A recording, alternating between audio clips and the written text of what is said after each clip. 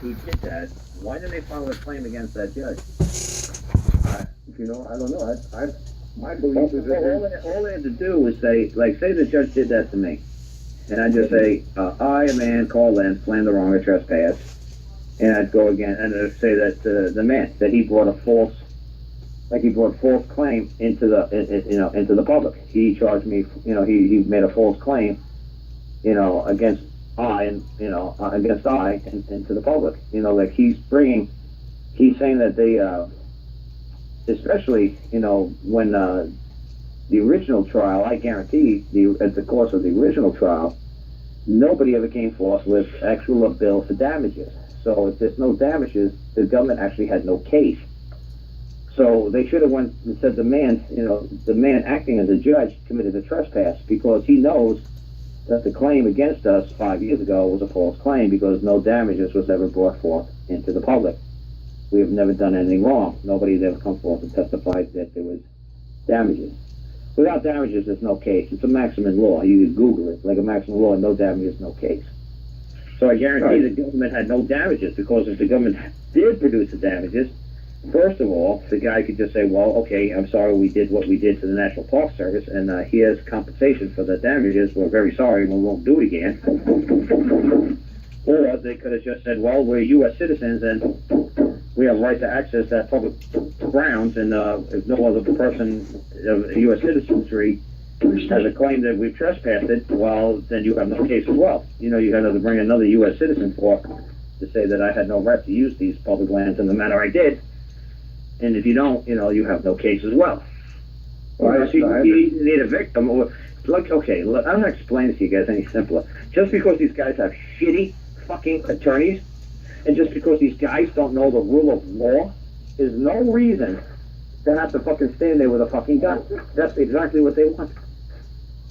You can do this with paper. It's not hard. Like I said, I teach people how to do this like in 2 seconds. This ain't rocket science. I think the problem is that there's not enough people that understand exactly everything that's going on yet. Well, there's not everything to understand. All I need to know is there damages, tender me the bill, and I'll compensate. Or if there's another U.S. citizen that also have access to this park land, like I believe I did, if he wants to make a claim for compensation that I've done him wrong, I'll pay him. If you don't have those two elements, you have no fucking case. If one of those elements are missing, you don't have a fucking case. So why didn't they have an attorney just say, hey, look, those elements are missing, Your Honor, honestly, the fucking government has no fucking case against these people, you've got to let them go.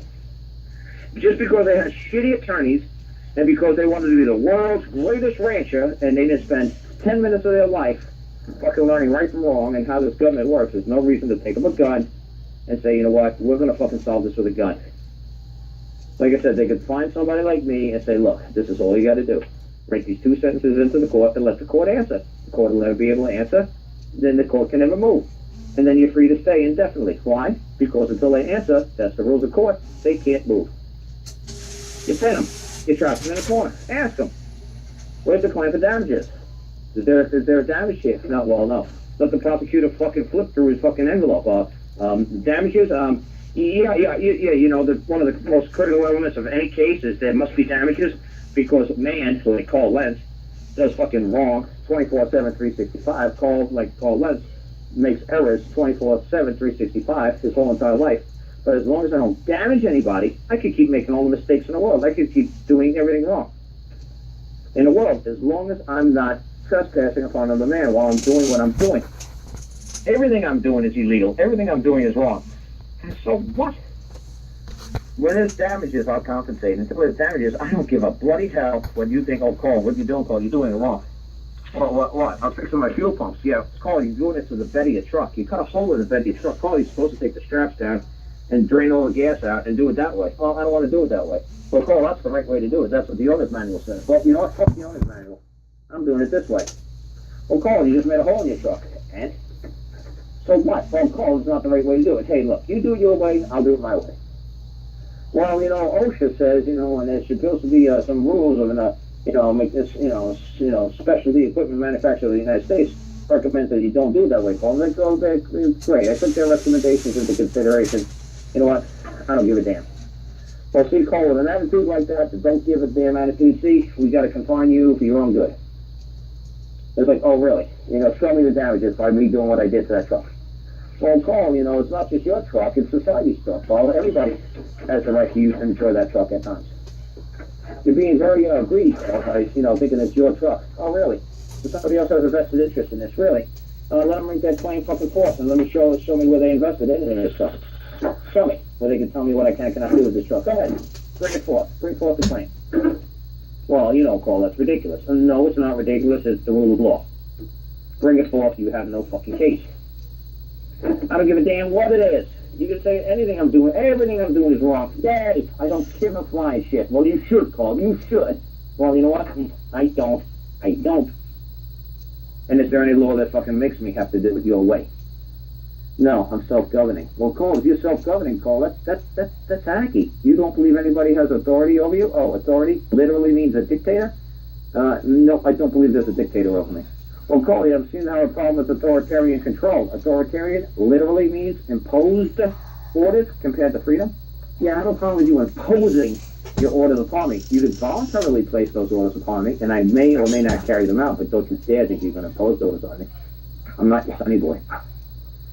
And I don't know how these guys, these free-man motherfuckers, can't just listen to somebody like me for 10, 20 minutes and say, holy shit, that makes so much sense. Why are we doing it Cole's way? My way? I'm doing it caveman's way. Somebody told me, man, they talked to somebody from Ethiopia or Nigeria or Sudan who doesn't know how to read or write. And he said, Cole, you know what? I talked to that man, and he sounds exactly like you, Cole. Everything he believes sounds exactly like you. I said, that's right. That's just I'm thinking about the caveman day. I'm thinking down the jungle days. This is the way I'm doing it. I'm doing it the way it's always been done for thousands of years. That's all I'm doing, guys.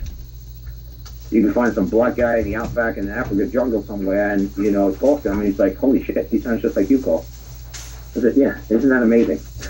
That somebody who can't read or write sounds exactly like me. And I'm supposed to be so fucking intelligent. I'm supposed to be so smart. How come all these other people that live out in the jungle are so freaking smart too? How did that miracle happen? Because it's basic and simple. It's rule of law. It's survival of the fittest. It's all adult wisdom. It's so simple. Like I say, so simple it's scary. And you guys are just making it so freaking complicated. I guarantee a guy in Sudan or whatever can say, what do you mean this is a National Park Service land? Wait a second, it's the jungle, it's God's land. We all use it. We've been using it for thousands of years. We all run our cattle across here, or our gazelle or our elk through here. We all run our, caribou, whatever we got going on. We've been doing this.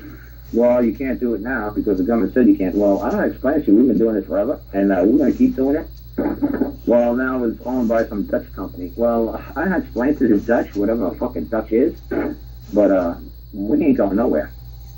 And if you want to make a claim that I've done something wrong, you come forth and you make a claim to our tribal elders like we've been doing since time began. And they'll tell you, you're nuts. Well, we got a piece of paper from the Pope and the Queen of England saying that it's now a Dutch company. Well, I don't know what this Pope or Queen is, but this is the way we've lived for tens of thousands of years, and we don't have any paper, and we don't even know what a piece of paper is. So, honestly, just let us be. And like I said, it's thank God, man, they still believe in the rule of law here in this land. If their king or queen or pope trespasses upon a man, you could still get compensation for the trespass. Who won't? We're going to find out if that whole rule of law is totally collapsed. Because that's what I'm moving to court, to see if that whole rule of law is gone. If we don't live in that land anymore, like I told you with marshals. Maybe we live in that land, maybe we don't. Maybe I'm just this whimsical thought that we still have free will, and that the government doesn't own our children and doesn't control every aspect of our life. Maybe we do, maybe we don't. I said, I'll find out. I said, you got to believe I'm going to test the courts and see what's going to happen, what's not going to happen. I'm going to do my damnedest to see how this is going to work out. I said, I'll do my best. I said, I'll be as honorable as I can and as mellow as I can and just try to do it as logically as I can without any violence and see how this plays out. Tell the violent people they should just back off. Until the violent people say, wow, they fucking took down Karl. He was the most mellowest fucking guy there was, and they took him down. Oh well, all bets off. Let's do this, guys. Then they just say, well, I tried, guys. That's what I said, you as Marshals, I'm trying my damnedest to keep this civil. Said I'm doing the damnedest I can. I said, yes, I'm in damn flat out stone. I thought it. I said, they put some other family safety plan in my case file and said that the mom and dad were committed domestic violence. I said, no, that was a domestic violence safety plan for another family for a 4-year-old girl named Brittany Anderson. I said, and her dad was the victim of domestic violence. The dad got his ass kicked by the mom and her family when they came and got the kid from him, when he had the kid live with him. And the mom went home drunk. And the family said, you won't leave that baby behind, you bring that baby here. And then the dad stood up and said, no, you're not coming to my apartment taking this kid. When she sobers up, she come back home, but no, that kid stays here with me. He had to dial 911. He had to get the cops down there to help him. So that safety plan that's in the case file with my kids and me, that has to do with some poor guy named Scotty Anderson that lived for another 2-3 years before he committed suicide.